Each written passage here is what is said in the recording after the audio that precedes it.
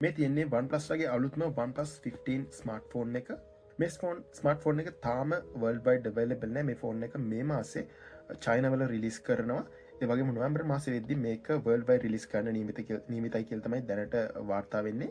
මේ ෆෝන් එක රිලිස් වෙන්නත් කලින් මේකේ ලීක්ස් වගේක් අරගෙන ආවා. මේ ස්මාර්ට්ෆෝන් එකේ ඇඩ් එකක් OnePlus ළම දාලා තිබ්බා. මේ ඇඩ් එකට අනුව මේ ස්මාර්ට්ෆෝන් එක ගොඩක් ඩියුරබල් ටයිටේනියම් වලටත් වඩා හයිය ෆ්‍රේම් එකකින් තමයි නිකුත් වෙන්නේ. ඒ කියන්නේ Samsung ලා දැනට ටයිටේනියම් ෆ්‍රේම් යාලගේ ස්මාර්ට්ෆෝන් වලට යූස් කරනවා. Apple ලත් යාලගේ 16 15 වලට ටයිටේනියම් ෆ්‍රේම් යූස් කරා. නමුත් යාලගේ 17 සීරීස් එකෙන් පස්සේ යාලා ඩවුන්ග්‍රේඩ් කරලා තිබ්බා යාලගේ ස්මාර්ට්ෆෝන් වල ෆ්‍රේම් එක ඇලුමිනියම් වලට.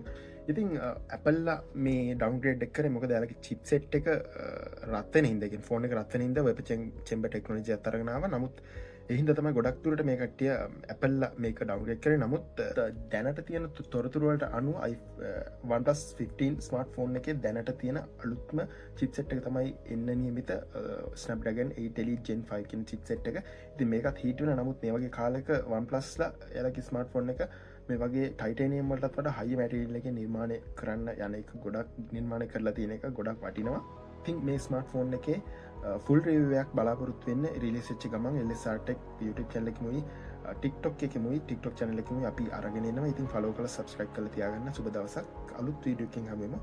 විශේෂයෙන්ම OnePlus 15 ස්මාර්ට්ෆෝන් එකේ රිවිව් එකකින් මනින් හමුවෙමු.